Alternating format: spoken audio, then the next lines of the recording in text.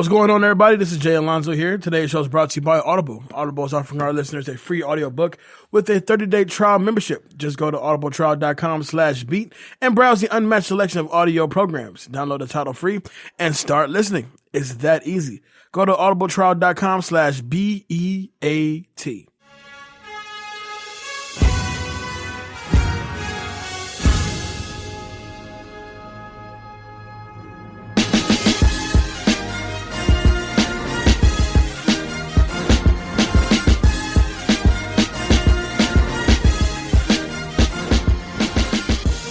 Police! King Kong ain't got shit on me! You've been working on that for like 2 weeks. That's right, you better walk away. I'm gonna burn this motherfucker down. My voice is back. Yeah. That's pretty good. Right. That's pretty good. It sounds good. What's up, good people? Welcome back to Classics, the cinematic movie podcast that takes you back to the iconic films of 20 years ago. Also, welcome back to the Artist Showcase. Happy Black History Month from us to you guys. I am Jay Alonzo. With me, of course, is Danger Neff. David Danger Neff. What's going on, partner? What's going on? Now, before we get into today's show, we have to issue an apology to these center folks out there. Obviously, last week we don't owe no apologies. We don't owe no apologies. We are here for your entertainment here. All right, no, I'm just kidding. No, we feel really bad. I was like, we totally felt bad because we definitely had a plan to put out this particular recording out earlier. Unfortunately, Jay got sick. I got sick. I caught strep throat, and then like everything kind of like the world went to shit for a minute. Yeah. It was definitely a trying week for us here at Beat. Trying to make schedules done and. Of course, it was Valentine's Day. It was also me and Los's mom's birthday, so happy birthday, Mom. And it's just been a lot going on, man. So we figured, well, you know what? My voice is back. At one point, I couldn't talk at all. Yeah, I mean, I had no voice whatsoever. So he was talking to me like it was like Stephen Hawking. Like I was like, let's not. I can't talk like this. I don't know what to do. What we're gonna do is this week we're gonna go ahead and give you guys 2 episodes to make it for last week. So to continue on with our artist showcase for Black History Month, we've got Training Day going on today, and of course later on this week we'll have Philadelphia, and we'll wrap up next week with Malcolm X. So with that being said, let's get into what's been up this last week and some change. There was a lot of great talk on the group. Big shout out to Los because he got the conversation popping over on the group page on the Facebook group page, basically talking about who did it better. Would you compare Denzel Washington's Malcolm X to Jamie Foxx's Ray? Yeah, which I thought was kind of a bit of an unfair thing. It was unfair, but then he doubled down and then he said, "Well, I'll tell you what, I'm making it even more unfair for you. Who did it better?" Jamie Foxx as Ray, Jennifer Lopez as Selena, Rami Malek as Freddie Mercury. And who was the fourth one? The guy who didn't win, clearly. No. It was Elton John. It was Elton. I'm sorry. It was Taron Egerton as Elton John. Now, I don't want to get into that conversation because that's a diverse conversation there. That's a long one. I gotta hear it from the man here. Who do you got? Is it Fox or is it Denzel? As far as that comparison? Yeah, no. To those two roles, not Lonzo Harris because I think that's incredibly unfair. It really is. And not Reuben Carter because that's even more unfair. I'll say this. As much as I do 100% love Denzel's performance as Malcolm X, in this circumstance, I gotta give it to Fox as Ray. Because literally, as the movie begins, he's Ray Charles. Like, I mean, he's playing the piano. He's singing the tunes. He's got the Ray mannerisms down. He is Ray Charles. And even though Denzel does disappear into that role of Malcolm X, Denzel disappears into a lot of roles. Yeah, but it takes him a while to really become Malcolm X. Now, here is my counter argument to that, because I actually said Malcolm X. Okay. All right. And the reason why, and mind you, I'm totally talking about something that we're going to talk about next week. The making of the Malcolm X film, because I don't know if a lot of people knew this at the time, but there's a lot of purists of Malcolm X that is just straight up like no, he has to be this way. This was his mannerism. I don't necessarily have a problem with Denzel, but like Malcolm X was light skinned and he had a reddish tint to his hair. And there were some very real like protests that was happening to even make this film, to the point that Spike Lee turned to Malcolm and said, turned to Denzel and said, if this doesn't work out, I made sure that we got our passports like ready to go in case we get ran out of this. Just in case shit goes left. And let's be fair, at that time, we hadn't really broken that barrier yet. Right. With Ray, Jamie Foxx winning Ray was fantastic, but there was a barrier that was broken when Denzel won the Academy Award for this film that we're about to talk about. Right. Because it was suddenly like, geez, how did we fucking forget that this is Denzel Washington, who's won 2 Academy Awards and 8 nominations in the process, and should have won for Malcolm X. Do you know who won that year? When he lost to Malcolm X, It's going to make you mad. I'm sure it is. Al Pacino, Son of a Woman. Yeah. Son of a Woman is a good movie. Yeah. Pacino does a fine job. But as I've argued before about Pacino's 1990s acting, with maybe Son of a Woman being a give me all you got. Give me all you got. It's yelling and it's a fat ass. It's some cheesy. I'm blind. I can't see. So yeah, it kind of makes me mad. Son of a woman. It kind of makes me mad that she stinks. No. Smells like fish tacos. Fish tacos. Hoorah. No. I'll say this about this movie, and I'll get into it as well. He does win an Oscar for this movie, and I'll also say this. I feel like there's a bit of a, not a controversy, but a bit of a. Well, it's buyer's remorse because he probably should have won for Hurricane as well. True, but I feel like because he took this particular route, as opposed to the earnest good guy that he typically he'll typically play, he went the evil black man, crooked cop black man route. Like right, exactly. But anyway. No, you have a very solid point there, and it's one of those arguments that I make to people when they talk to me about like, well, why do you think there's not fair representation of black people in movies? I said, because you have to characterize them as a villain before they get accepted. Any recognition. If they're not a slave or if they're not a villain, then they don't get the recognition that you're looking for. Right. And that's what the problem is there. Absolutely. Because his first Academy Award went to Glory. Yep. Right. Which again had a stigma about it where it's like, oh, it's black people in the Civil War. I mean, that's the whole point of this movie. And it's like, no, that's not the cried point that of former this slave movie. chick. Remember that former slave chick? There you go. No. That's a problem I have. That's why a movie Black Panther, again, because this was a discussion also that came up in the group this week, why that movie was so important, because for what felt like the first time in forever, a culture and community of black people wasn't based upon because there was race, or it wasn't based upon because it was because they were slaves, and it wasn't based upon because they were thugs.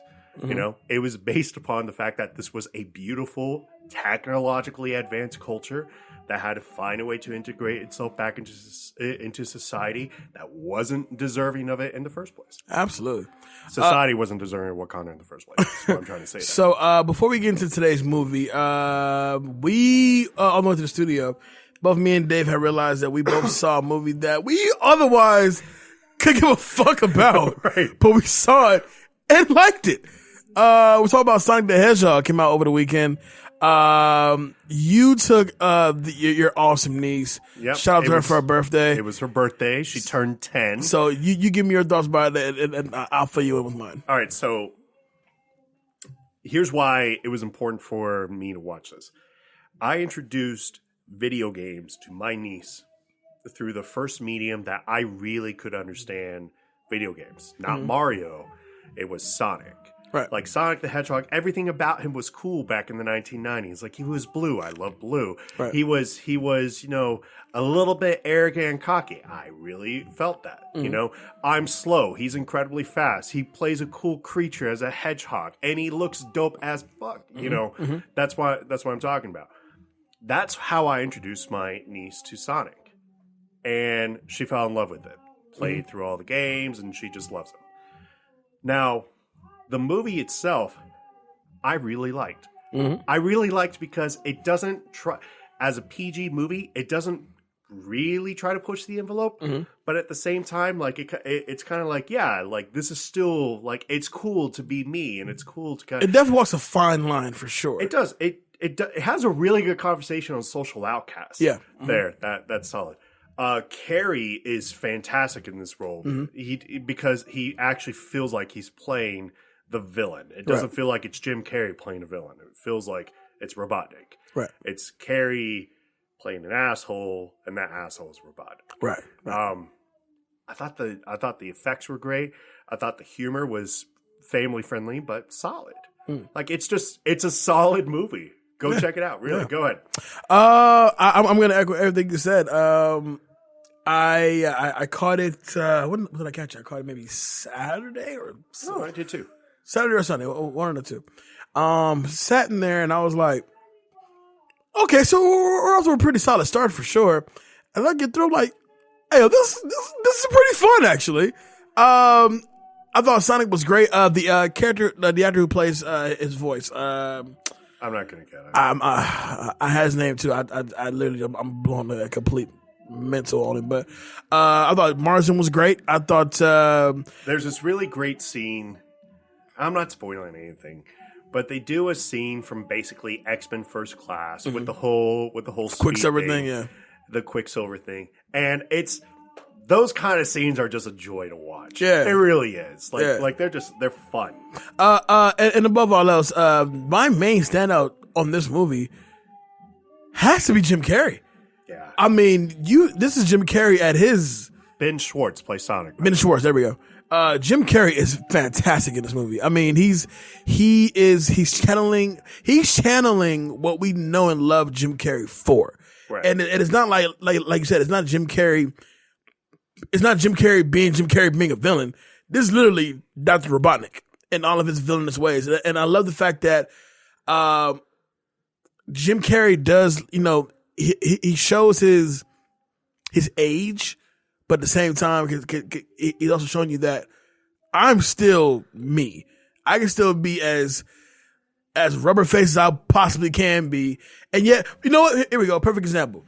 Jim Carrey as Dr. Robotnik is very, very similar to Jim Carrey as the Riddler, but just a bit more dialed back. Yeah, it's a dialed back Riddler. You know what I'm saying? It is. Like, and I love the Riddler's performance as well. But I feel as if for the 2020s to see Jim Carrey as Dr. Robotnik and the mustache as it expands throughout the movie, I love that shit too. But I thought it was great, man. I thought it was fantastic. To give it a quick score out of 10, I give it a solid 7.5 for sure. Yeah, I'm there with you. I'd match the score.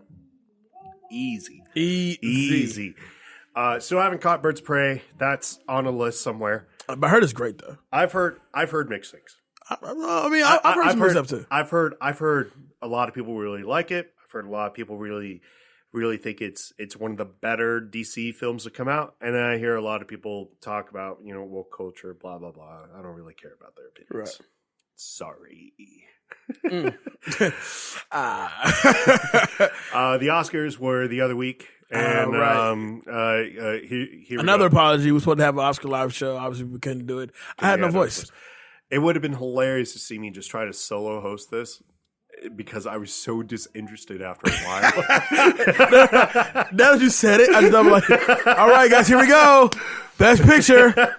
Parasite. Oh, who the fuck can see that coming? All right. Well, see y'all next year. Not like it didn't win all 3 of the other awards. Like, who didn't see that? Who didn't see that coming? But I'll say this. Brad Pitt taking home Best Supporting Actor, though we saw it happening, it was still great to see. It was. As well as Seeing Joaquin get his is nice. And, Well, it's more so the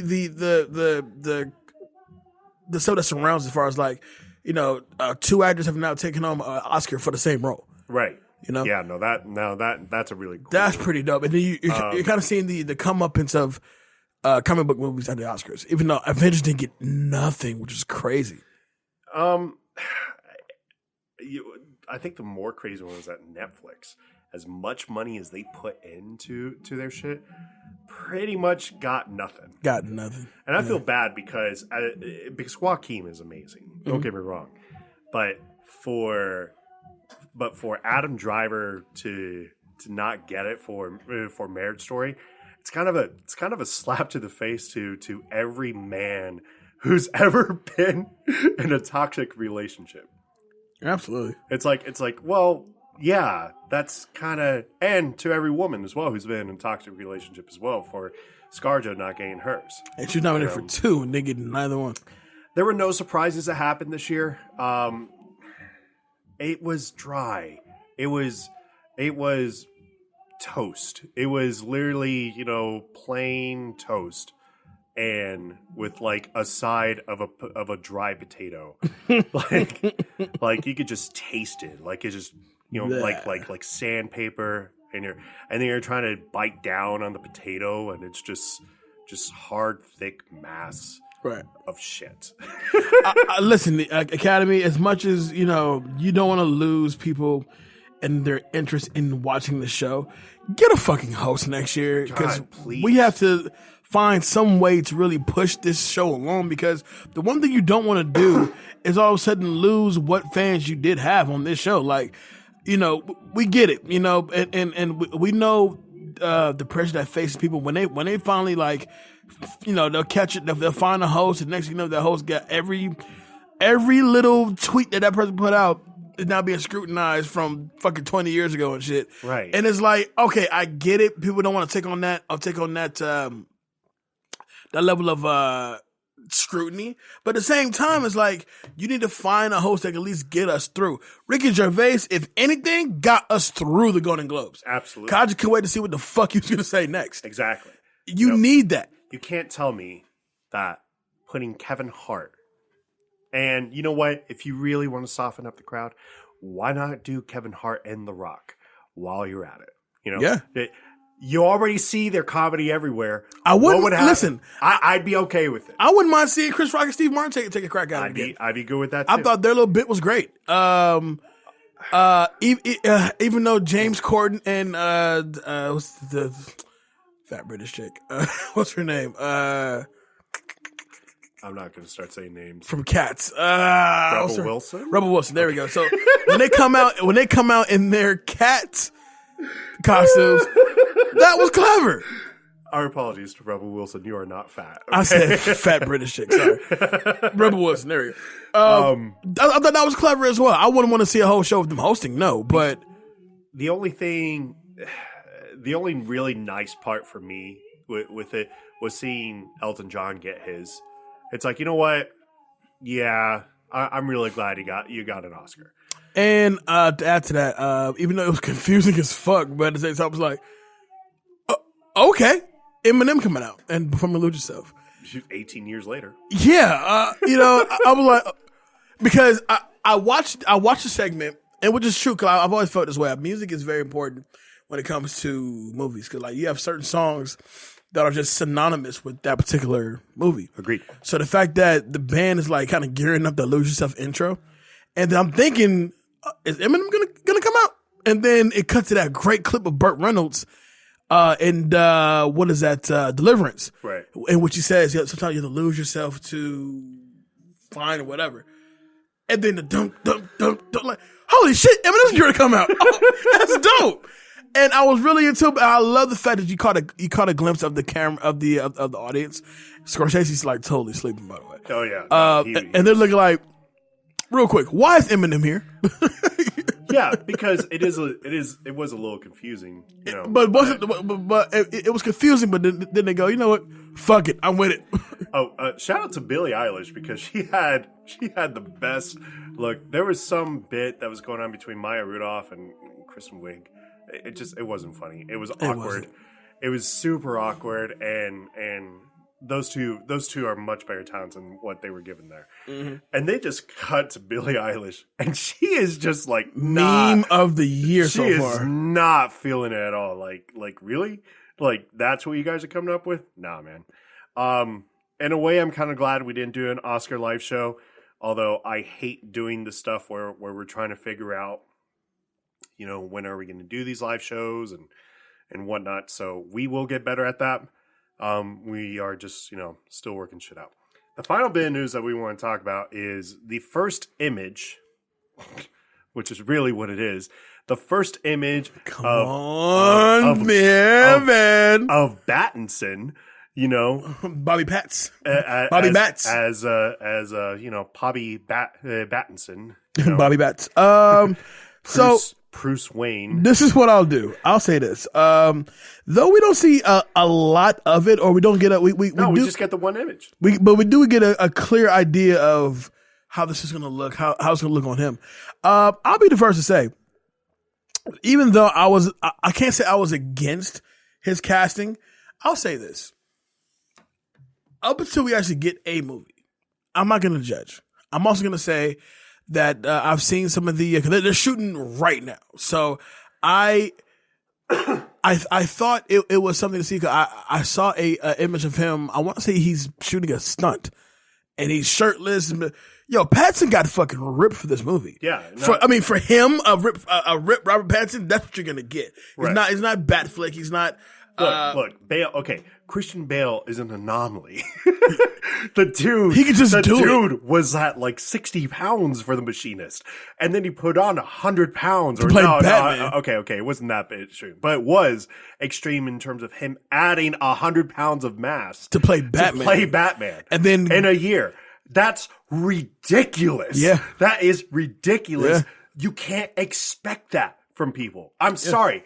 Those of you who expect that because you're so used to the Afflecks and Bales of the world, bruh, we had to deal with chubby Val Kilmer, as Batman for a while. Shit. But more so than that, like I like the fact that he's taking it seriously. They got him ripped to where he could be believable as Bruce Wayne, as the Batman. I never had a doubt on the Bruce Wayne part. No, me neither. I never had a doubt on the Bruce Wayne. I think this looks good. I think it looks really good. I'm interested. One of the most emo things came out from this movie with the whole bat symbol. And you told me about this. All right, so there's a theory. There's a theory that because it's super metal and it looks like it's made out of parts to something. The theory is that the bat symbol is made out of the gun that was used to kill his parents. How emo can we get here? Because that is awesome and terrible at the same time. I wear my parents' killer. I wear the gun that killed my parents. You, sir. As a symbol. You, sir. Me count some link of justice. But what I do, but what I am curious about is that the route we're going to go with this new Batman movie, are they going to, kind of go like the Joker, if you will, and kind of do like a one-off, but we're kind of having solely like, how dark are we going with this movie? Well, I think we don't know for sure because the only thing that we know is the villains. Penguin, right? and Riddler, right? Riddler, yeah. Catwoman is in this movie, and there is a theory of another villain to show up, but he's not really there. I know Falcone. I'm sorry. That theory is Scarecrow. That's supposed to, pop up every once in a while also. Right. And I'm fine with that, but it has to be in small doses. Like I'm okay with Riddler and Penguin because in a way they kind of complement each other, but I wouldn't be okay if it was like Killer Croc and fucking shit, it makes no sense. Clayface, nah. I'm not feeling it. I'm good. But if they can figure out a way to minimize those roles to make it more exciting for the future, coupled with making it exciting to see who the Batman is and what he kind of represents, if they can do that, that looks great. A lot of people like to talk that Batman looks like Daredevil. Well, yeah, Well, I mean, with a red background, But- anybody looks like fucking Daredevil. But not only that, but it's written by the same guy who directed the Daredevil series. So yeah. Stephen the Knight? No. Matt, the guy who directed Matt Reeves is directing. Matt Reeves is directing. Right. Right. The guy who did the Daredevil TV show. For Netflix. Yeah. That's Stephen the Knight. No. Okay, fact check. Who wrote, how about this? Who directed El Royale? Shit. It's that guy. That guy. That's Drew. Yeah, there you go. Drew something. You're absolutely there. It's Drew for sure. Drew Goddard. Drew Goddard. Drew Goddard. There we go. Yeah. Yeah, there's going to be some elements from that. And you know what? I'm okay with that. I'm good It with was a really solid TV show. Right. You know, so yeah. And I happen to love Battle at Royale too. I do too. It's a great one. It's a It's a great slow movie. burn, but it's such a good slow burn. Mm-hmm. I'm excited to see where it's going to go. It doesn't necessarily it doesn't have to be an out of the park hit for me. It just it has to be good enough for me Just to want to entertain me, dude. please. So that's all I care about. Let's play some bills. Let me ask one question to you. Talk to me. Who had the worst? What was the worst Batman suit? Oh God.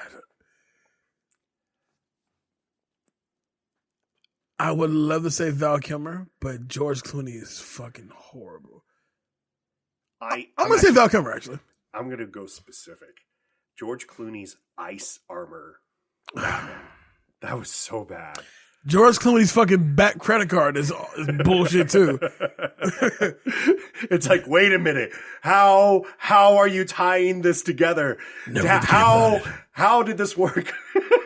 And on top of that, Clooney's the only Batman that doesn't disguise his fucking voice. I know. You know it's him. So stupid. And then, but the best one in my eyes, easy, The Dark Knight. Just that military look, rock solid metal. Like your favorite? Yeah. Oh, dude. I would say That shit was sexy. I would say Dark Knight, and just for nostalgia purposes, I love Keaton's suit. I do too. But I like Keaton's first one. Keaton's first suit is dope. Yeah. The second one's fine. But I'm with the Dark Knight, that the militarized one is fucking dope, man. I didn't mind Affleck's either. I didn't either. Mm-hmm. I actually I don't care for the Dreamscape one because that one's stupid. Right. But the one where he's actually like his whole fight scene, little thing in Dawn of Justice, Mm-hmm. I would have loved to have seen more of that. Mm-hmm. You know, if they could have turned that into a movie, we probably still have Ben Affleck as a Batman. Yeah, But you yeah, didn't. but it didn't Because you happen. done fucked up. Because you done fucked up. WBDC. Let's pay some bills. Pay some bills. Today's show is brought to you by Audible. Audible is offering our listeners a free audiobook with a 30-day trial membership. Just go to audibletrial.com/beat and browse the unmatched selection of audio programs. Download a title free and start listening. It's that easy. Go to audible.com/BEAT to get started. Why Audible? Audible content includes an unmatched selection of audiobooks, original audio shows, news, comedy, and more from the leading audiobook publishers, broadcasters, and entertainers. I, myself, have been on a bit of a kick in terms of trying to eat better. Mm-hmm. Been listening to this book called Grain Brain and how eating too much grain is messing with your brain. That's the best way I could kind of describe it. How about All right. how about you, bro? Are you still on the unnamed Kevin Hart book that you can't No, remember? it is actually called I can't make this up. Life lessons. But I tell you what I'm reading now is what I'm correct listening to now is Justin Timberlake has a book called Hindsight and all the things I can't see in front of me, and that's a great insight onto his career and what he's like. Timberlake is one of those cats where I've always been into seeing where he goes post NSYNC. I used to fucking hate NSYNC. Everything about them, like. Oh, when he went solo, When he was solo, he took off, and that was my guy after that. I was for it, you know.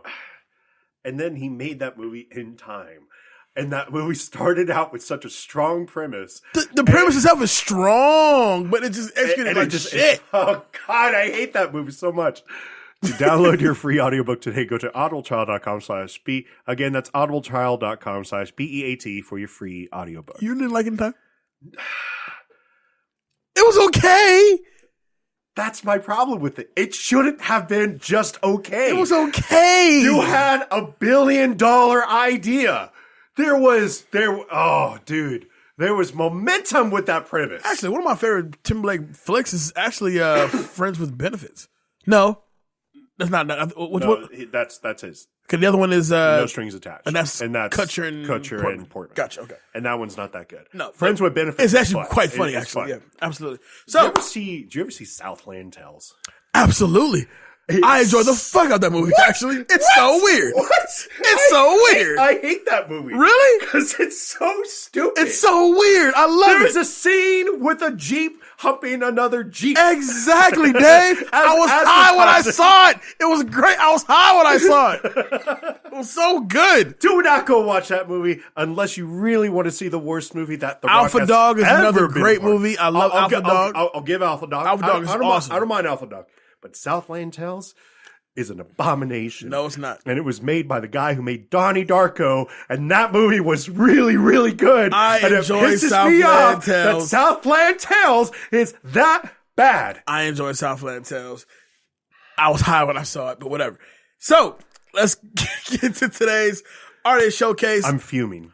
I can tell. I can see the smoke. Speaking about Southland Tales and So- End Time. So typically, as you guys know with this show, we'll do our movies are 20 years or older. But because this is the artist showcase, showcasing the man himself, Mr. Denzel Washington. Basically, we cheated. We cheated. We cheated before. But we had to cheat. And here's why we had to cheat. Because because we don't know how long this show is going to go for. At the end of the day, we have ambitions ourselves. We're here for your guys' entertainment. But because of how the timeline of things happen, it's tough for us to not include one of his best, if not his best work, by saying, "Oh, well, we just especially if we're doing this to commemorate him." And it is. So with that being said, we're taking it back to 2001, so 19 years ago. Training Day. Sorry. Original release date, October 5th of 2001. Shares opening weekend with Joyride, Serendipity, and Max Keeble's Big Move. Training Day definitely won that weekend. Production budget, $45 million with a box office total of $104.5 million. Joyride was not a bad movie. It wasn't. But I'll tell you what was bad? Max Keeble's Big Move. 72% on Rotten Tomatoes. Winner of one Oscar, and that Oscar goes to Mr. Denzel Washington himself for Best Lead Actor. So here's my theory on this. I have always thought for a long period of time that Denzel won that Oscar. Because one, it was well-deserved. It was well-deserved, for sure. Two, it was this theory, like we said earlier, when it comes to a black man or a black woman winning the Oscar for Best Lead Actor, Best Lead Actress, they have to get dirty, whether they're playing either a slave or a villain or a corrupt something, you know. And this was really no different because this was like the first time people got to see Denzel in this light. Not only is he a crooked, corrupt cop, he spins this movie like you're on with the fucking devil. Like the best way to compare Training Day is like a horrible video game that you got to pass each level getting up to the lead boss, which is Denzel himself. But you go through... Spoiler alert. Spoiler alert. Fuck it. You've never seen Training Day, shame on you. But this movie, Dave, number one, plays out so well. And it's certain things about the movie that just... I don't care how old it gets. I don't care how old I get. But when I put this movie on, certain scenes... And even though I know they're coming, I'm still like, yo... That was a fucking dope ass scene. That's a great line, or you know what I'm saying? I want to go to the 74th Academy Awards when Denzel actually won this award, because a lot of people say, did he really deserve the award? Yes. And a lot of people will turn around and say, he should have won for The Hurricane, which I agree on. Mm-hmm. He should have won for Malcolm X. Definitely agree on. You know, mm-hmm. There's a lot of movies I think Denzel probably should have won the award for. That particular year was a very, very commemorative year. Do you remember why?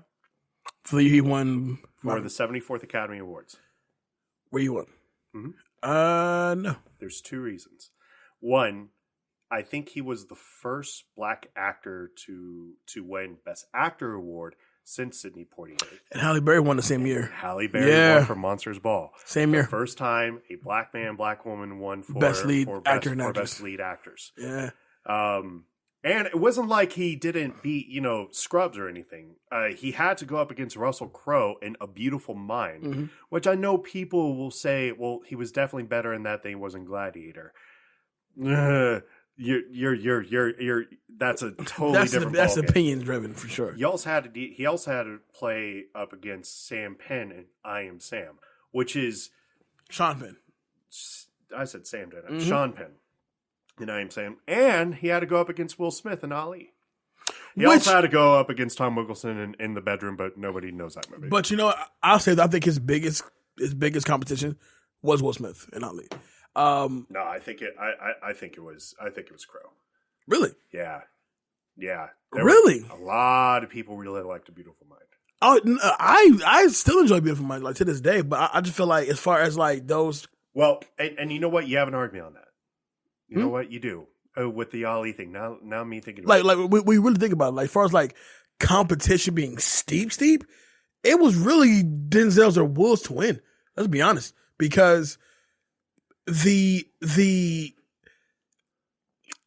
backdrop behind Will as Ali, because this is the story of him getting to that role, handpicked by Muhammad Ali himself to play him.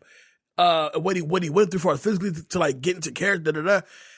The fact is, Will Smith turns in a fantastic performance as Ali. He does. However, it's not as memorable. 2 months prior to that was Training Day. Right.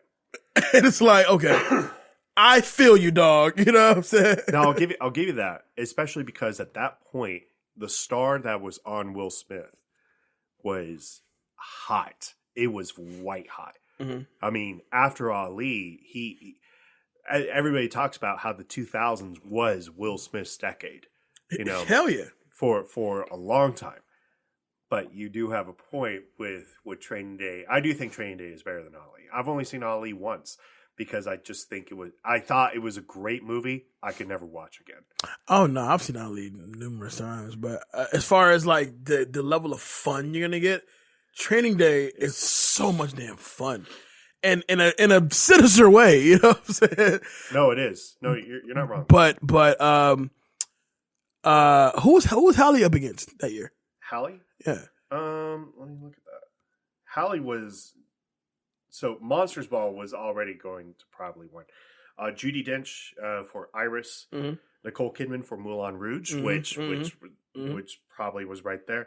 Sissy Spacek in The Bedroom, again, movie nobody saw it. Nobody saw it. And then Renee Zellweger, Bridget Jones's Diary, which really, I got to think about that because I don't remember any of those movies being good. Nah, wow. I remember she got an Oscar nomination. I remember seeing Bridget Jones's Diary, the first one. I never seen the rest of them at all. That's like getting an Oscar nomination for America's Sweethearts to like Chevy Chase or not Chevy Chase. Catherine Zeta-Jones or something like that. Yeah, or John Cusack. Yeah. It just so Halle was the clear-cut winner for that one for sure. Yeah. Oh yeah, she won that fair and square. I mean, the only argument would be Nicole Kidman from Moulin Rouge because that was a very demanding role for them. Right. All right. Anyways, enough Oscar talk. Los Angeles Police Department's officer Jake Hoyt, played by Ethan Hawke. Played greatly by Ethan Hawke. Who also got an Oscar nomination for Best Supporting Actor. This is assigned for an evaluation by Detective Alonzo Harris. It does cut open to a very early morning. It's 4 a.m. in the morning. 4:59 by the strike 5 o'clock. Yeah. When this movie starts as his wife, who is played by basically an unknown actress who was known for like Miss Teen America, is basically up early, and the entire plan that he has is he has a 1-day audition, because that's really what the premise of this movie is. It's a 1-day audition, to become a detective in the Los Angeles Police Department, right? And his auditioner, I guess you could say, or the person who's interviewing with is Alonzo Harris, who's played beautifully by Denzel Washington. Now, to jump in there real quick. So when he gets the call from Alonzo to come in to meet me at this restaurant,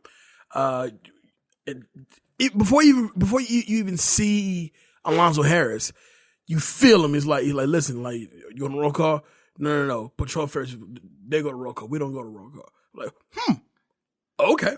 So by the time he gets to this diner, Alonzo's sitting there reading this paper, and you can tell Hoyt is nervous as fuck. He doesn't know what to really do. No, he can't keep his hands at a solid thing. He said, Harris says, why don't you go ahead and order some food? He's like, no, it's okay. I already ordered it. Sure, go ahead. It's my $1. But then as he's sitting there, realizing that there's not going to be a conversation that happens, he's like, you know what? I'll go ahead and get some food. He's like, no. That time passed. You fucked that up. You fucked that up.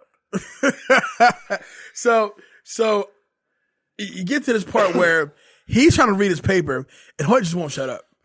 And he goes... He's not even being annoying. He's just... He doesn't know what to do. And I don't really blame him. Just sit there and just shut up. Say nothing. So he goes, tell me a story. But as a white guy, we have to talk. We have to. You don't do random ass, like, noises like that. No, but I know people that do. Like, so, wow. I don't know any black people who do that. I know a lot of white dudes that do that. Do you know where rubber comes from? Like, what? No. I love the fact that you pretty much get the essence of this character off this one part. He giggles, he goes, tell me a story. He goes, what? Like, tell me a story. Like, I'll tell you a story. See this paper? It's filled with 90% bullshit, but it's entertaining. But you won't let me read it. So you tell me a story. Give me your bullshit. All right. I love the dynamic off rip with these two characters, because you have Hoyt, who's clearly the rookie, and then the seasoned vet, which is Alonzo. And I don't even remember like how far in he actually goes, but I know it's on like some DUI stuff. And as interesting that you think somebody who like Alonzo Harris will be into that story, he was like, but you didn't fuck your watch commander though? You had a female trainer. Like, you didn't fuck her? Like, that's not murder. Fuck all that. You didn't fuck your trainer though? Unless you know exactly who this person is. Right, exactly. Lonzo pulls up. They both enter into this vehicle, and it is gorgeous. Real quick, I gotta get in here for this. I love this moment. I remember being a kid watching this movie for the first time, and there's a line followed by a music cue that's so dead on. And mind you, it's a rainy day, and it's a rainy LA morning, so obviously it rained earlier. Alonzo sees the menu on the on his dashboard. He goes, "Grab that from me. Get in. It's unlocked." They get in the car, and Hoyt goes, "This car is not from the division." He goes, "No, it's not, but it's sexy. It's sexy, ain't it?" He goes, "So where's the office? Back at the precinct, whatever." And the best line ever: "You in the office, baby." Q still DRE by Dr. Dre. It's the dopest scene ever.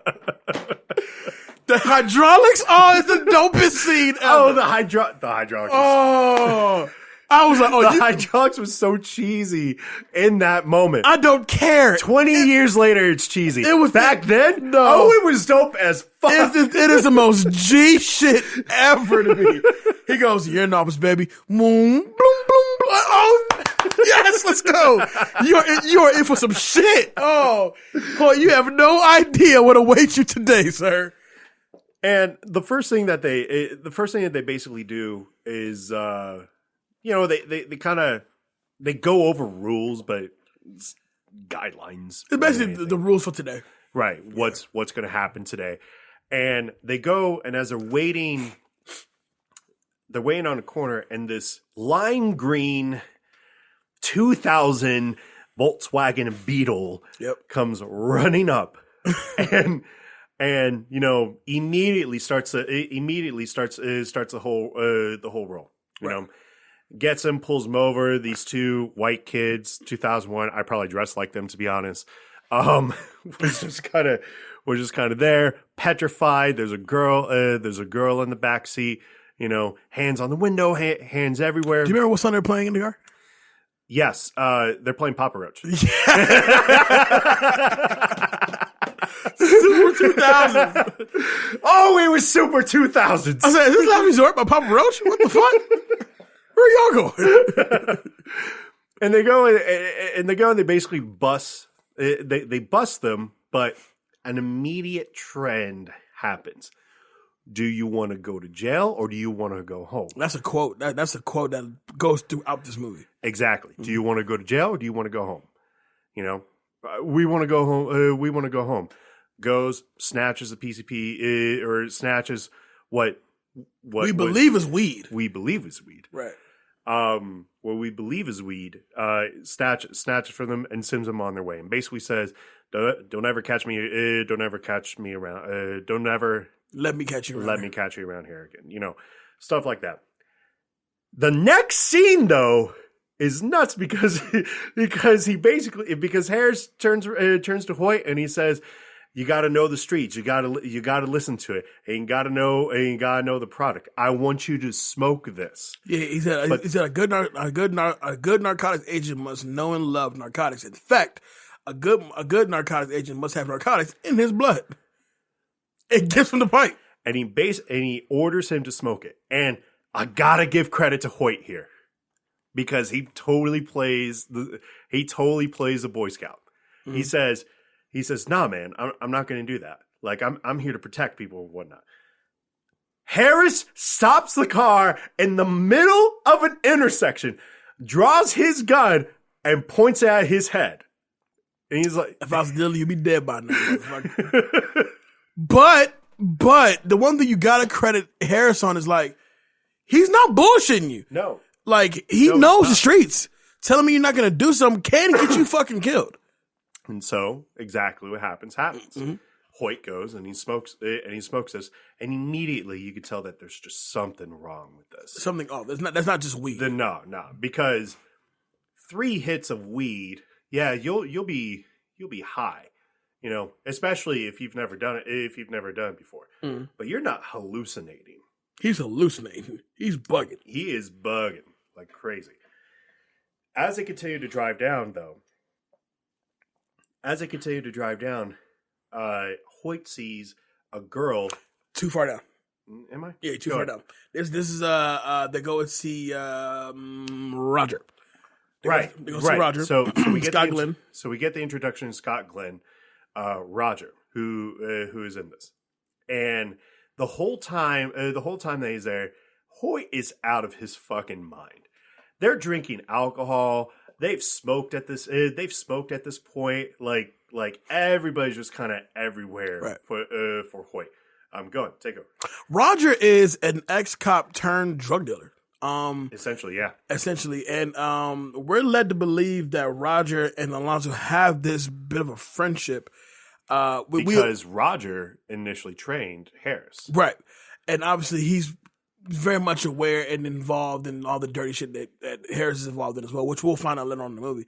At this time, Hoyt is there out of it, you know, and then Roger actually has this one particular talent where he goes, where'd you grow up? And Hoyt says, North Hollywood. And Roger goes, North Hollywood, Hoyt. Strong safety from North Hollywood High. Like, how'd you know that? How did you know that? I fought all the greats. Which is a crazy talent to have. A little bit too crazy to have. You just know him like that? You just follow high school kids? No, not NFL stars, not college players. High school kids? Kind of odd. Imagine if he was in Vegas. Where'd you go? North Las Vegas. North Las Vegas. Like Samson. Safety tackle, Mojave High School. How the fuck you know that? Safety tackle, Mojave High School. I follow all the greats. We weren't that great. We kind of had a shitty season. Yeah, but you had a good season. you got some really good. You had some good sacks there.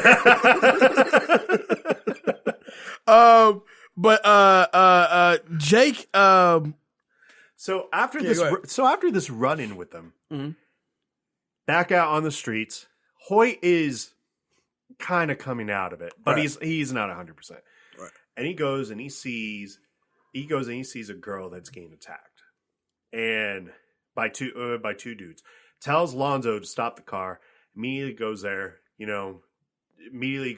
and just starts handling the situation. And some pretty promising stuff that you see happen here, because these two dudes were ready to like throw down. He applies a chokehold to one of them and basically whoops the ass out of both of them, as these dudes were basically ready to rape this girl. Right. Harris does nothing. He just watches him get down. He just watches getting him down, almost sizing him up in this case. They send the girl along the way. The girl says where she belongs. Hillside Talentis. And Harris goes to basically help out at that point. And, and is basically looking for anything that these guys may have had on them. Mm-hmm. You know, a pipe, money, everything. And it's pretty clear at this point that Hoyt already had suspicions, but Harris is probably not a good dude. Like he kind of realizes that, yeah, you may belong to the streets, but you're just straight up robbing these guys. Yeah, and not only robbing these guys, but these guys are we're not even going to book them or whatnot. You're going to, do you want to go to jail or do you want to go home? Same line over and over again. Right? Harris goes back to the vehicle where the ID of the girl is there, but she's already gone. The wallet really of the girl is there, which plays a big part. Which I love the movie because a lot of this movie comes full circle. It does. In a glorious way, like including Roger, which we'll get to in a bit. Now, some of the earlier lines in this movie that we've kind of gone over is does Hoyt speak Spanish? Más o menos. He's able to speak it. Harris is kind of well versed not only in Spanish, but he can speak Korean. That's straight up Korean that he like spoke out there, and I'm like the fuck, like how well do you know? He's been out there, baby. What you mean? He's been out there. I'm good with that. Finds a girl's wallet and retrieves it. They both then decide to go and apprehend. They apprehend the dude who is in a wheelchair, Blue. Of course, played by Snoop. Now, it was funny because this scene was actually shot on Crenshaw and King. I know the area very well.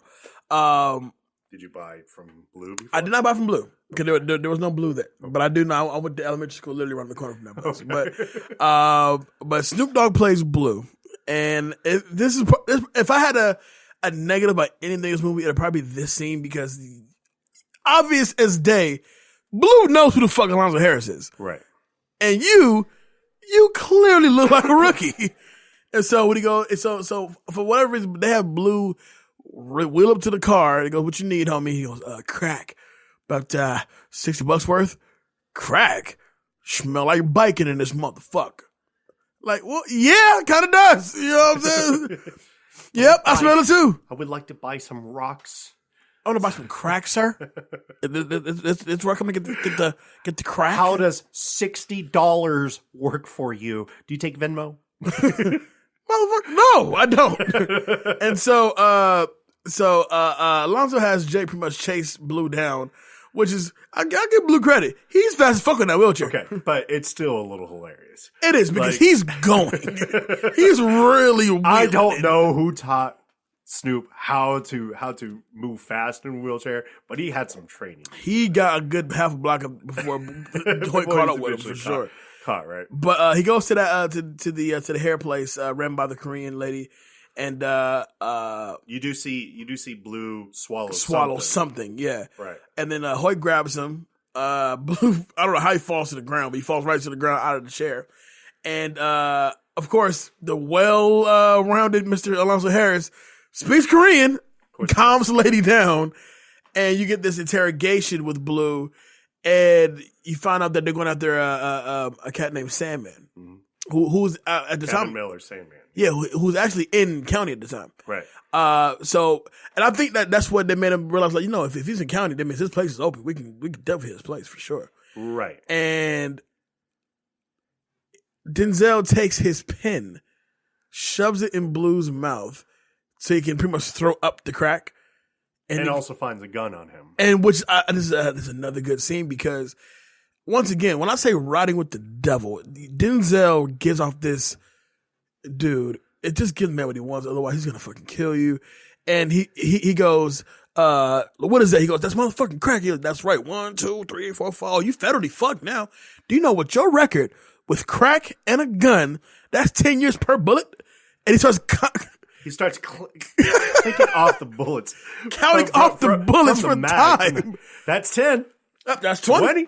That's 30. You want to go, Joe? You want to keep going? Like, fuck it. All right, fine. You got me. And so they go to this house, and I don't know where the house is located, but the house is Imperial Courts.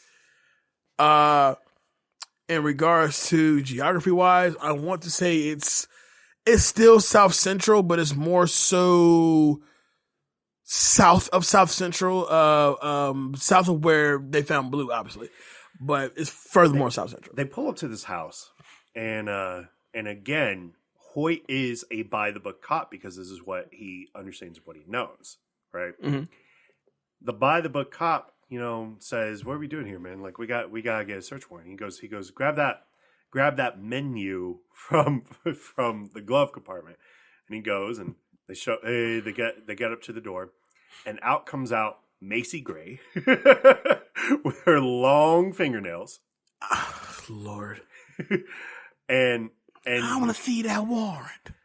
And I want to see that goddamn warrant. They basically toss the place. They tossed the place. And well, to be fair, Harris tosses the place while holding Macy Gray and the cousin and the nephew, on the couch. Is it fair to think Macy Gray was really hiding that scene? She looked like it. She was gone. She looked like it, man. I don't know. I don't think I was acting. Y'all stink. You gotta get your business in here, motherfucker. And winds up stealing $40,000 from her. Now, Hoyt doesn't see that's actually $40,000. Just know that money was actually stolen. Right, because she's calling out money. Right, and she goes and calls out to the gangbusters down at the end, and those guys start opening fire. Because they have guns on them, no problem. And so as she's screaming out, they took my money. Why y'all standing there blasting fools? They just starts dumping on them. You know what I mean? There's this great shot of Harris coming out with two guns, and he's just not giving a fuck. He's not taking cover at all. Yeah, you better run, motherfucker. Yo, I'm telling you something. Denzel show he is a bad ass in this movie. I love this fucking movie so much. So they move on to Sarah's apartment. Now, this is a little different. Now, Sarah's apartment is different than me and Los grew up in when we were much younger. That area is actually called the Jungles. Now, that area is the Crenshaw King area. I actually went to elementary school around the corner from that exact neighborhood. That's crazy.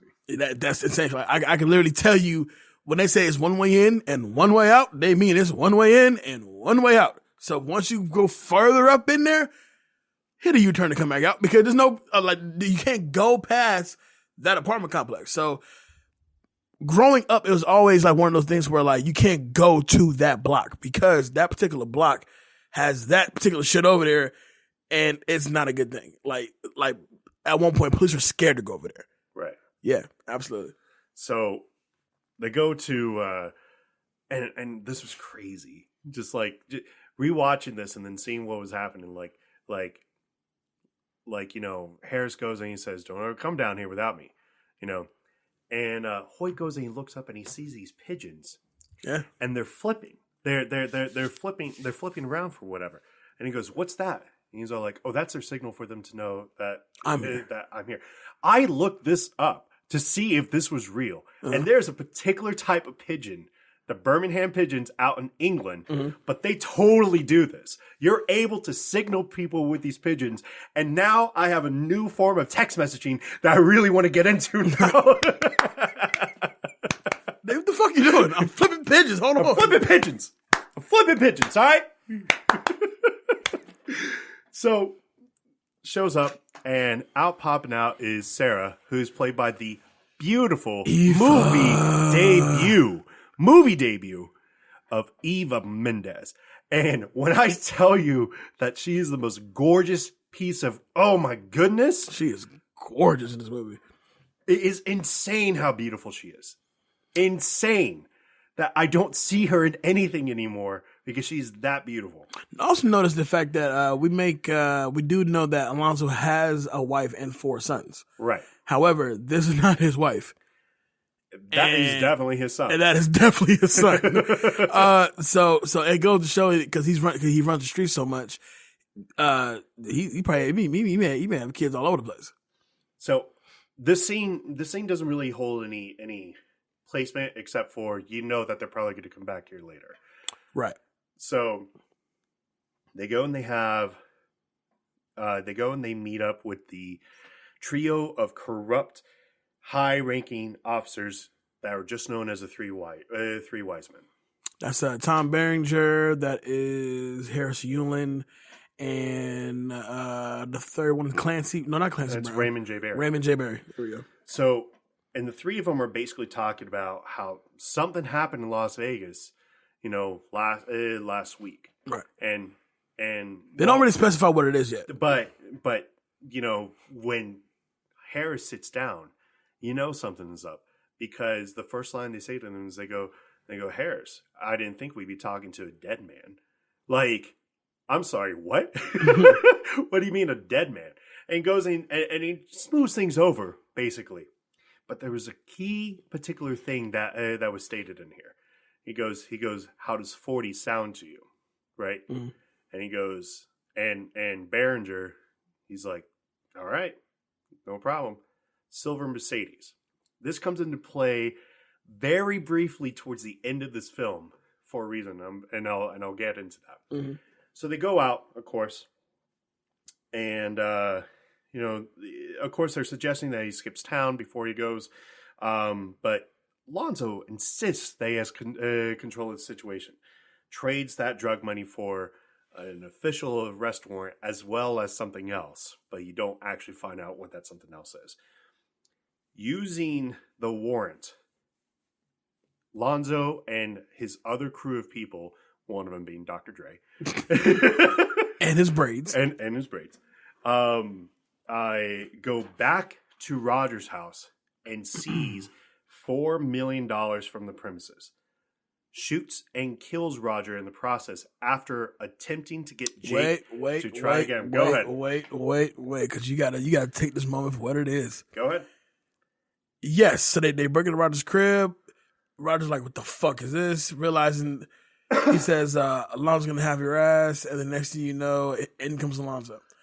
And trust me, Roger knows everything that he's talking about. He knows this is something that the three wise men want to do. Because, Roger's a former cop, so he knows exactly what's going on. Oh, they just want my pension, da-da-da. Now, because Jake's the new guy, he wants Jake to be the one that takes Roger out. And Roger pretty much knows what's going to happen, right? Like, of course he does. He's very much aware, like, oh, yeah, they're going to kill me.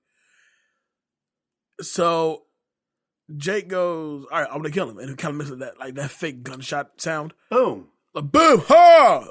Like shoot him up. I got to shoot him up. Kids, right? And then once again, another line. Yeah, you want shit done, you gotta do it yourself. And then Lonzo blows Roger away. Absolutely. Like, it's the craziest scene. Thing is, this group is actually with some kind of well-known actors. Okay, fine. Dr. Dre. Peter Green. Peter Green is definitely one of them. Nick Shinland, who was in Con Air, is in them. And then Jamie P. Gomez, who really wasn't a big part later on from these. But yeah, man, like it was a little nuts how many of these dudes that he actually knew. Peter Green takes up bullets because they had to make the That's scene the story. because and they totally do this. They do a story. Now, I know a lot of people would turn and say why when I talk about this later, why give it to Hoyt? Because of this particular scene. Because he stood his moral ground. He had every right and every opportunity to walk away, and it was at this moment that he decided that it was time, that he was broken, that he just wanted the day to end. Right. That he was ready to quit. And he was absolutely ready to quit. Actually takes the gun from Alonzo and holds it to him. And basically tells him that's the second time he pointed a gun at me today. And there will not be a third time. Right. it's true. It's like a little best can stand up because while you have Paul, Dr. Dre, and the other officers pointing the gun at Jake got the gun at Alonzo, and Alonzo gives it to him real like, listen, like 4 officers say that you shot Roger, and guess what's gonna happen when they run your blood test? You know what they're gonna find? They're gonna find PCB. You know what I'm saying? Like, you know, and you're realizing that Harris has been setting this up the whole time. The whole time. He goes, you've been planning this all day? I've been planning this all week, son. What? Yes. You know what I'm saying? And I think he put the gun down for 2 reasons. One, he knows if I kill Alonzo Harris, I'm gonna likely die here today as well. But furthermore, if I kill Alonzo Harris, I'm fucked as far as the DA is concerned or whatever. So yeah, you really have no way out of it. No. You know what I'm saying? He was in a no-win situation at that point.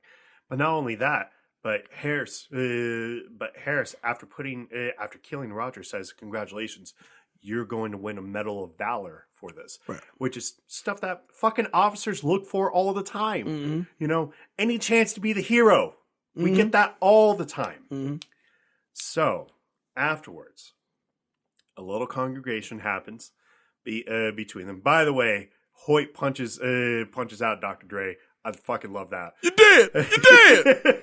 I fucking loved it, and the reason why is because Dre this entire time was basically saying, "Nah, man, we should just off him now," you know, and then that's that. Say Roger got to come to the front. Yeah, exactly, and then that's that, right? But Lonzo wasn't having it, and there's a particular scene that happens. I think it was just before the scene where they talked about, you know, where you needed to be a wolf or a sheep. And that scene just like really plays out. It basically stops a car along the highway and Harris says, "Look, you can go back to patrol and you know, you could be like who that guy is over there." And they look over at a cop who's basically helping the lady with a flat tire. Kind of nice, but it's as pedantic as it looks. Right. You know, it's you want to go after the big shit. It's subdued. Right. You know, or you can go after the big shit.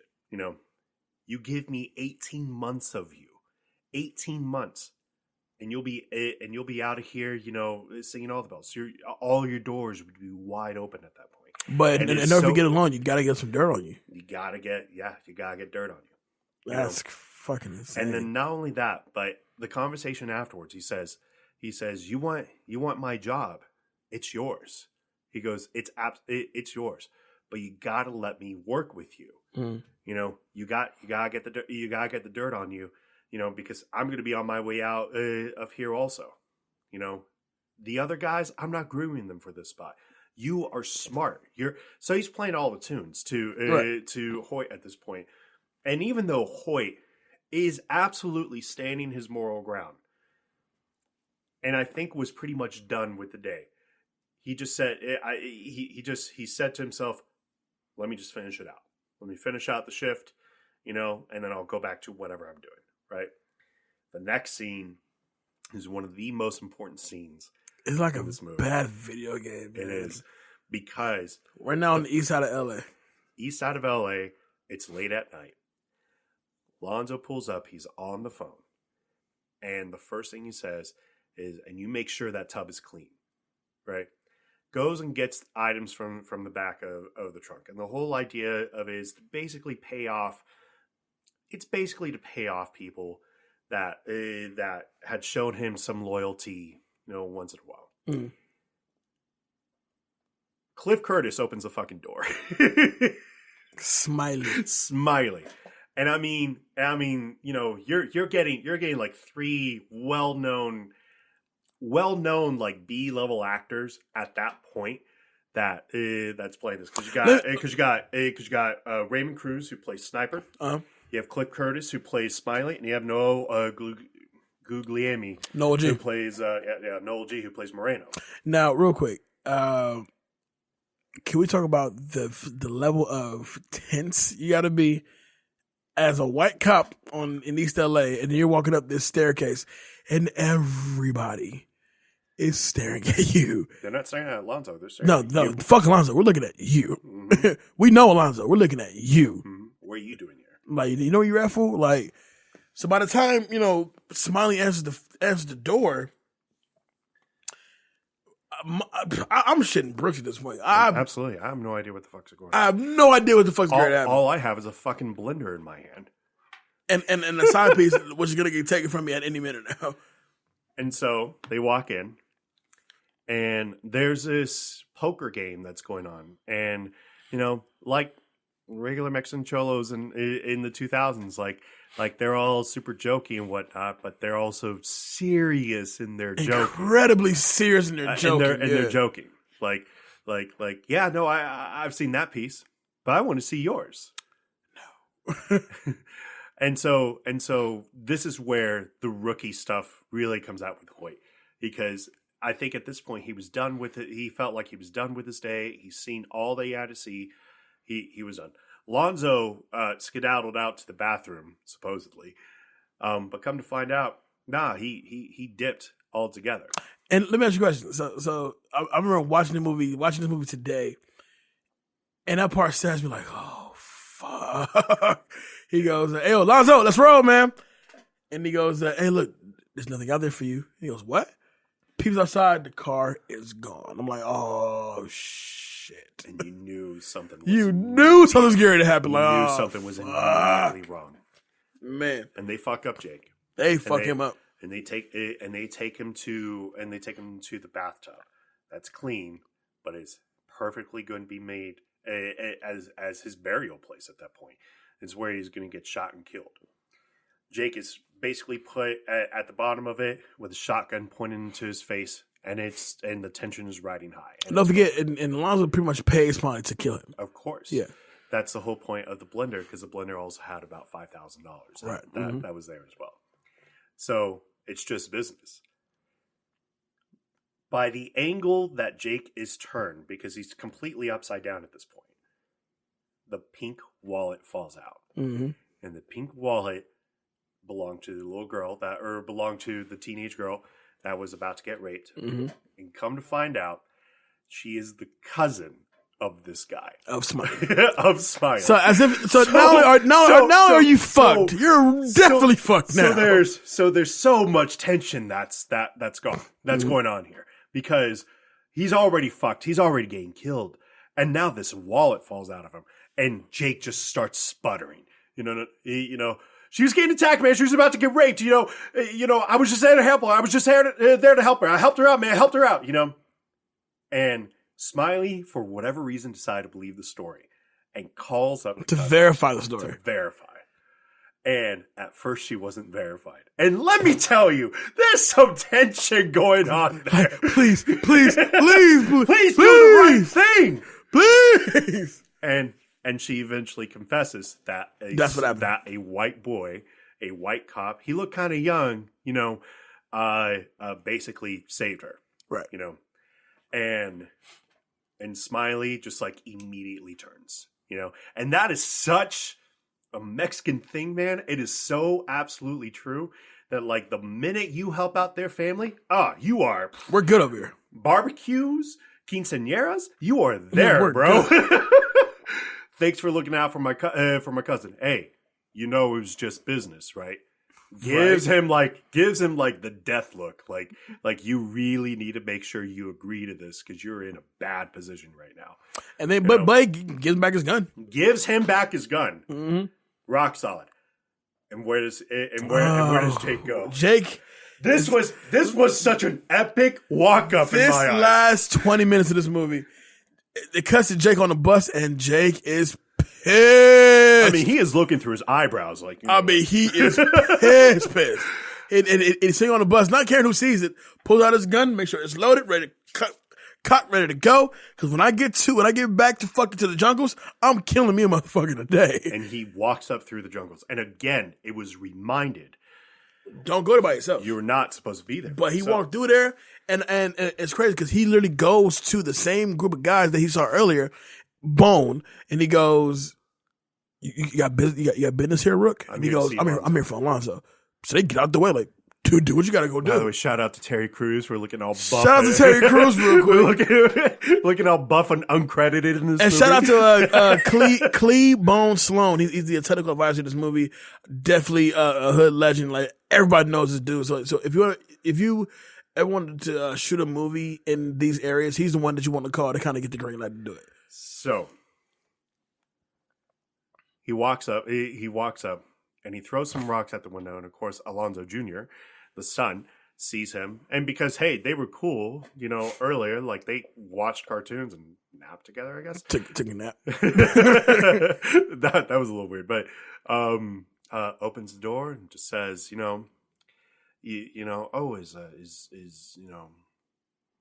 like, do you want me to get your mom? He's like, no, I want you to find your favorite hiding spot. I want you to hide in there. Right. And he goes and he creeps on up, busts down the door where Alonzo is literally caught red-handed. Wait. Booty naked is Eva Mendes. I was about to get to that. Sorry. Where Alonzo's caught red-handed with booty naked. But then booty naked Eva Mendes, and with that brown skin, Lord, all the way brown. Oh, no Lord. tan lines. No tan lines. Now this scene is dope. Besides the fact that Hold on, I'm getting hot in here. Yeah. Take your time. Take your time. So, I love the scene because one, Eva Mendes is naked, and it's oh my god. But the way that he plays it off, number one, Alonzo is genuinely like, you made it through that. Holy shit! like, oh my god, why are you still alive? Look who's still alive. Okay. And also on top of that, Hoyt now knows what your plan is. Right. He said you can fuck your opponent with Russians. You're not gonna make that. By the way, what was the plan? The plan was to get the $1 million to pay off the Russians by midnight. Otherwise, they were gonna kill him. Why was he in trouble? He was in trouble because he beat up a Russian mobster so bad he killed him. That's right. Mm-hmm. So to repay, he had a week to get $1 million. Exactly. And that's a whole reason for this. So as he's putting the money in the pillowcase, he goes, "Put your gun in there too, and your side piece. You want one in my back pocket?" He goes, "Yeah." Puts it in there. Hands on the back. He goes, "Who are your witnesses? It's not what you know; it's what you can prove." And so I don't know why Hoyt just drops the ball. He goes, "Wait, where's the evidence?" He goes, "It's right there." Flicks the cigarette dead in Hoyt's face. Drops to the floor, and of course, under the bed, he has a fucking shotgun ready to go. I'm like, oh, that's great. That's awesome. Take me. And this cat and mouse game begins. Mm-hmm. Because the first thing that happens is that Hoyt backs himself out and basically hides behind the kitchen counter. Right? In a good position. Lonzo comes out with a shotgun, sees Hoyt through the reflection in the picture frame to see where he was, and basically just starts blasting. Right. But Hoyt can't really go anywhere because he knows he's gonna get tagged. Right. Alonzo Jr. pops out, and this is where you can really tell what a piece of shit Harris was, because he had no problem using his son to get Hoyt out there, to get Hoyt out there to shoot. He probably had no problem killing his son. No, he had no problem killing his son. Harris winds up backing out and backs out of a window, and this cat and mouse game begins. A chase along the rooftops until we get an actual fight scene where Harris whoops the shit out of Hoyt. He whoops Hoyt's ass, and it wasn't even close. I mean, it's not even close. But I give credit to Hoyt, because Hoyt was basically Randy from South Park in this. I didn't hear no bell, because as Harris goes and gets into his vehicle to basically go meet the Russians, Hoyt jumps off the roof of this fucking building to land on the car. Survives that, and scares the shit out of Lonzo. And basically proceeds to just not leave him alone. Lonzo winds up crashing the car because he can't see. And gets hurt in the process, seriously hurt in the process. Yeah, I think his face hits the steering wheel. For sure breaks his nose, for sure. Mm-hmm. Hawke decks him twice, tells him to get out of the vehicle, and I'm going to let you take it from here. We get this this great exchange, and actually you kind of see the comeuppance of the neighborhood as well, because everybody has now seen what's happening. The whole neighborhood comes outside, and you get this. You get the Hoyt has his gun on Alonzo, and and Alonzo's just talking shit at this point. He goes, "You're not gonna stab. You're not gonna shoot no cop in the back. You know what they gave you for that? They gave you the gas chamber. You know what the gas chamber smells like? Pine oil. That's where you headed, boy. Pine oil heaven. I'm gonna get that gun and I'm gonna get that money." And Hoyt shoots him in the ass, right? and so at that point, people will see that Hoyt, he's just a dude doing his job. He ain't here to really bust with nobody's shit. But then you also realize that Alonzo really puts fear in his people, because he runs this whole neighborhood, like, because he's the cop. He's like, whether you did it or not, I'll put a case on you today if I wanted to. And so, Bone picks up the gun that he originally had threw down and he told Alonzo, like, listen, you gotta put your own work in around here. Picks up the gun, points at Alonzo, and tells Hoyt, yo, Jay, go ahead, take off, bro. We got you back from here.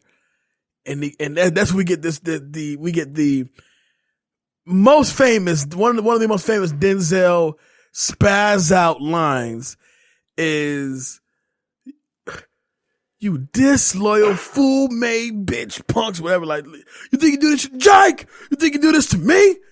I'm putting cases on all you bitches. Shoe program, nigga. Like, Denzel goes off, right? Leading up to the King Kong, ain't got shit on me. That's right, you better walk away. I'm gonna burn this motherfucker down. Like, he's spazzing. But really, if you think about it, as Jake's walking away with the money, Alonzo's looking at him and he's spazzing because he knows for a fact, like, I'm fucked. I'm so fucked. Cuts to the next scene where he's clearly he's by LAX, so now his plan is pretty much get out of town because he doesn't have the money. And then you get this odd exchange because that street he's on is creepy empty. You get this van behind him that pulls him to the side of him. Little white chick lighting a cigarette. Something's up. So what happens? He just takes off. And the minute he takes off, the vans pull up. And these guys proceed to hop out this vehicle and blast that bitch. Unload on the vehicle. And I mean, several thousand shots go into this car. Denzel finds a way to pull himself out of the vehicle, barely, but he's gone. He's so gone. And the Russians say something, to basically ready, set, fire, and laugh at that point, looking at him, and just blast him. They put hundreds of bullets in this man. Chopped cheese, they put him up. I was like, damn. Now, this is where, again, a little bit of theory that I'm going to have with this movie. As Jake is pulling up in the morning, and he's pulling into his driveway, one of the you're hearing the sound of eerily what was supposed to be Jake's death, right, is really Alonzo Harris' death. Right. Los Angeles police officer, was found shot and killed, blah blah blah, and goes through that whole scene, and the movie ends. However, to show you how screwed up that system was at that point, and I'm going to show you this now. Look at the bottom picture. Training day. Oh shit! At the bottom, and they're in the car. Yes, that's what I was trying to say. Oh shit! They're actually in the car. Yes, they are. So, remember that meeting with the three wise men earlier? Mm-hmm. In the final scene, as Jake pulls into his driveway, at least one of the three wise men's Mercedes, who's Tom Berenger's white Mercedes, or silver Mercedes, is parked next to Jake's house.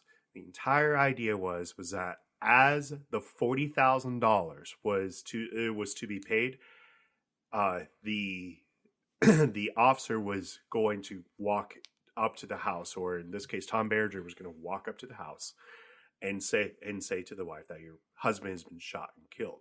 When they see that Jake comes out of the vehicle, you never see their reaction. Right. In a deleted scene, he's actually questioned. He asked Jake about the money, and Jake says, "All I did was logged it into evidence." Because that's exactly what he was supposed to do in the first place. And that, my friends, is training day. Woo! Okay. 19 years later. This movie pretty much personifies every fear that people have had about police officers really since the 1980s. Yeah. And it's still continued on to this day. I understand that things are somewhat better, but it's not all better. And this movie personifies how easy it is to see how fast that can turn. The one thing that this movie does that I can truly appreciate is really not the exposing, but really let you know, like, listen, anybody can be corrupted. Anybody can be corrupted. Exactly. It's really about your level of, what you name right and wrong, and how far are you willing to go? Like, you could tell, like, Alonzo Harris was so corrupt that he couldn't go back. He was where he was until his dying day.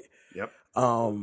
But it just shows, like, even from the typical patrol officer down to the fucking people who run the whole thing, who make things happen, they're all corrupted. You know what I mean? And they're all intertwined. Yeah. If you guys ever want to look up, if you're ever interested into learning, more into that, I gotta give a shout out to John Oliver, because about 3 years ago, he did a series of 4 things that police officers do and how screwed up the entire idea of how things are working, and how much of a lack of oversight there is to it. One of the key pieces in my eyes, civil forfeiture. Look that up, because you want to hear some bullshit. That is exactly what civil forfeiture is. Jeez. You would not. It's so stupid. You would not believe it. Let's bang out some takeaways, man. Who's getting that guy work? I'm going to give it to Hoyt. I got to give it to Hoyt. Look, Denzel makes this movie. There's a reason why he wins the Academy Award, why he gets top billing, and why he absolutely deserves it. But it is hard for me to give it to the character of Alonzo Harris. Hoyt, at least, was a guy that was really, he stood his moral ground. Right. At the end of the day, Hoyt is everything that we aspire police officers to want to become. Right. Somebody that's harsh, but at the same time fair. Right. You fucked up, but at least the guy is trying to read the situation as best he can. There are rookie eyes behind those, and those get corrupted over time, don't get me wrong, or at least get experienced over time. But for that time, that's the exact police interaction that you look for. And Ethan Hawke really plays that beautifully in this movie. But not only that, he was well trained. He wasn't dumb, he was inexperienced. Right. And even when he was inexperienced, by the end of the movie, you felt like he grew a lifetime. And basically knew exactly where he stood and what he believed in by the end of this movie. That chick award. Oh yeah, it's going to even Mendez. Yep. that was super fast right there. Man. Like I had 2 picks. I had Hoyt's wife, who was a married woman, and I had Eva Mendez, who was a side chick. Who was a side chick, and one of the most gorgeous side chicks I've ever seen. It goes to Eva Mendez. All right, that full award. I gotta give it to Harris. King Kong, I got shit on me. I don't like doing this, but Harris is everything that we don't want our cops to be at all. As cool and great of acting and greatness that Harris is, at the same time, you can't really find anything likable about him, because there isn't. To the fact that he's cool. He's just cool, right? But he's not likable. You could not see yourself being a friend to Alonzo Harris. You know for a fact you probably cannot call up Alonzo Harris to be there to back you up. Alonzo Harris is is as toxic as they come and as corrupt as they come. And it's played brilliantly and beautifully. Denzel's performance does not hide that fact. But man, when you let it, it's Osmandius in my eyes. You look upon a desert and it's complete in complete despair. Look upon my works, ye mighty in despair, for I am Osmandius, King of Kings. That's exactly who Lonzo is. Wow. Cut that out. Nothing. I'm sorry. There's nothing to cut out with this movie. Okay. And I did think about that. I even thought about maybe Blue, but I can't because the scene turns from a cut that out to a masterpiece. Because you're seeing corruption bullet by bullet, literally. Put me in the front seat with him. I bet I'll whoop his ass. Love Blue. Iconic scene. So many to choose from. The diner scene, the very beginning, telling the story, all the way up to leading to the car. Hitting the hydraulics, it was still DRE playing. It sets the tone, yes, right from the moment. And yes, there are fantastic scenes. The pulling of the over, pulling over, and talking with Hoyt about it. They're on the 110. When they're on the 110, talking about being a wolf or a sheep, and you got to decide who you want to be. That speaks to a lot of people, right? And a lot of people look at that and say, I want to be a wolf. Clearly. No problem, right? Easy decision there. Mm. But that also means by being a wolf, at least in the eyes of Lonzo Harris, you got to be a man. You got to be a man of questionable value. Yep. And because of that, I feel like there's too many men that would jump at that opportunity without even thinking about that. And then living a life full of regret afterwards. Yeah. Yeah, definitely. At least the beginning, it is cool. It's really cool. And it just sets the tone perfectly. And I can't give it to the ending scene because no. Jesus Christ. Like Jesus Christ, no. You're right. My guy, who's getting you that guy? I'm sorry, my bad guy's gonna go to Lonzo Harris. There's nothing wrong with that. I mean, I was strongly considering making him that guy and that fool. He's just so cool the way he's played. Denzel, he sets a tone as to this guy runs this fucking city. Like there's no place he can't go where he's not either respected, feared. Like, he has loyalty around him regardless. Like, you don't know how long he's been doing this, but you know for a fact he's been doing it long enough to where he has the key to the city. He can go where the fuck he wants to go. Yeah. Do whatever he wants to do. It just look cool doing it. Up until when he meets his demise at the end, I mean, the way it's played is just so fucking cool. If it is to be the first villain, I said that in quotations, the first like villain role that Denzel has actually played, he plays in the spades, man. He does. I mean, he plays in spades, bro. Who's getting your that Eva Mendes? Eva award? fucking Mendes is getting that award. You better believe she is. Not just because she's naked, but she opens the door. She's beautiful then, but she's naked. What? Yeah. Let's go. Eva Mendes. Boom. And she speaks Spanish. Oh, God. I love it. Who's getting your that fool award? I was going to give it to the son. Only because. Really?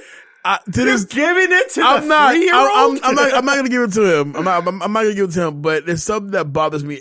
Even back in the day when I see the movie, when it's cut to the scene where there's a weird nap going on between Jake and the son, okay. And the son's eyes cannot stay closed for shit. Like you know for a fact he's not sleeping, but like you see his eyes pretty much bouncing in his closed eyelids. Like, you're not sleeping, by the way. I know, but no. That full award. That full award would probably go to. I'll probably give it to Paul, not Andrea's character, and the reason why is because he was so willing to kill Hoyt. Granted, you work for Alonzo, but he was so willing to kill Hoyt because you didn't like Hoyt from jump, not because he's a narc, because you just don't like new, fresh faces around you, right? And I can split it. It'd be really between Hoyt and I'm sorry, not Hoyt, Paul and Pete Green's character, the one that gets shot. Pete Green. Pete Green. Yeah, because mind you, he's bleeding out, and we're having a whole Mexican standoff, and mind you, he's bleeding out. So yeah, those. Well, why is that on Pete Green? Well, hey, brother, don't bleed out. Don't bleed out. Hey, you got a fucking vest on. You can get shot in the vest. All right, cut that out. That out. I wouldn't necessarily cut it out. I would try to think of a better way to kind of show this sort of a weird camaraderie between Hoyt and the son. The napping together thing was just weird to me, but I don't know what I would replace that with. But there's nothing to replace it with. You can't show Hoyt playing video games with him. No, but at the same time, at the same time, you're walking out. What's he gonna do? Read a book to him? But you're like snuggle with my kid. And he's like, he puts the gun on his knee, and I'm like, the fuck? I'm like, Harris, pull the trigger, man. Like, it's okay. Like, shoot his knee. He has it coming. Yeah, so I wouldn't say I cut it out, but I'm trying to think of the best way I would rework this scene, but I can't think of nothing right now. So yeah, fair enough. Iconic scene. I'm gonna take the same one you have, but I'm gonna shorten it. Literally, as they walk across the street to the Crown Vic, they get in the car, and the Hoyt asks the question, where's Always back in the division? You're in Always, baby. Like, yes! You have no idea what the fuck you're in for, man. I love that shit. That scene, that moment, 100% sets the tone for this movie. You know exactly like, yo, you're literally getting in the car with the devil. You have no idea what's ahead of you today. It's going to be a fucked up day. It really is. I'm going to tell you right now, it's going to be a fucked up day. But Do you think Hoyt had, as he goes back on shift, had any other bad days like that? Oh, after that day, he was right as rain. You know what I'm saying? Shit. I'll be up. Anyway, let's get to some quick hits, man. I got a few right here. During the scene when Jake plays cards with the Latino gangsters, director Anton Fuqua gave certain instructions to the actors playing the gangsters without telling Ethan Hawke. This was done to further confuse him and add to the tension of the scene. When I know this not even from reading it, Ethan Hawke actually got pissed off at Denzel during auditions. Really? Because Denzel was basically being critical of his work at the time, because he was actually there during auditions also. Was being critical of the way that he was acting. And Ethan actually said, "Go to hell," and walked out. Later that day, Fuqua called him up saying he got the role. Oh, well, okay. Tobey Maguire was seriously considered for the part of Officer Jake Hoyt. He even followed undercover narcotics officers in Los Angeles for 2 months and gained weight for the role. He was dropped when Ethan Hawke, Fuqua's first choice, was finally available for the shooting schedule. Tobey Maguire. No. Hold on. 2000 Toby? 2001 Toby. So we're talking Spider-Man. Post Spider-Man, yeah. At least he's buff. Technically, Toby did work out for that role. Yeah.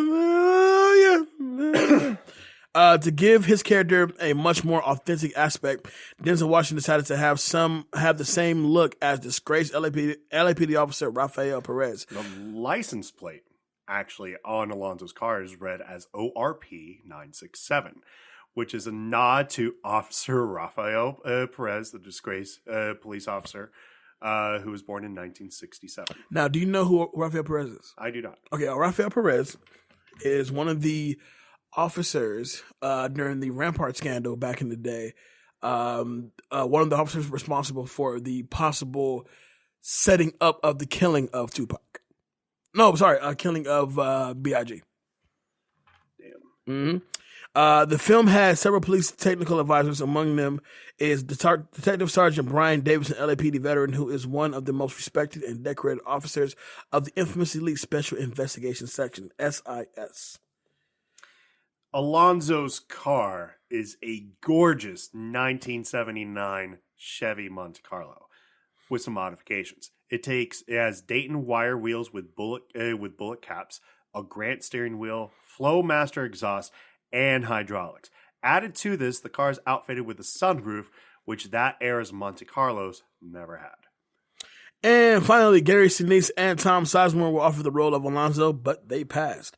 I can see nobody else but Denzel and Ethan Hawke in this movie. Wahlberg was actually offered Hoyt. But then they get together later on for Two Guns, which is not the greatest movie. It's fine. You're lying. It's fine. You don't like Two Guns, do you? I saw it. It was fine. Two Guns. Nah, anyway. Not when you do it like that. Yeah, sorry. So that's Training Day, ladies and gentlemen. Thank you guys so much for hanging out with us today. Once again, we do apologize for not getting the show out sooner, but damn it, better late than never. This is a fun one. I love this movie. This is a fun one, man. Dave. I'm gonna watch this again like next week. Yeah, definitely. Let the people know where they can find you. You can always find me on Instagram, Twitter, and Facebook at David Neff. I'm the co-host here at Back to Classics. Got my own thing kind of coming up soon. By the way, we have not talked about this at all this weekend. You will at least be able to catch myself over at the Level Up Expo at the Las Vegas Convention Center. That goes from the 21st through the 23rd. People, wait till the afternoon on Friday because Trump's going to be there at noon. At the festival? He has a Trump rally. But he'll be in town, though. At that same area. Shit. That's what I said. Shit.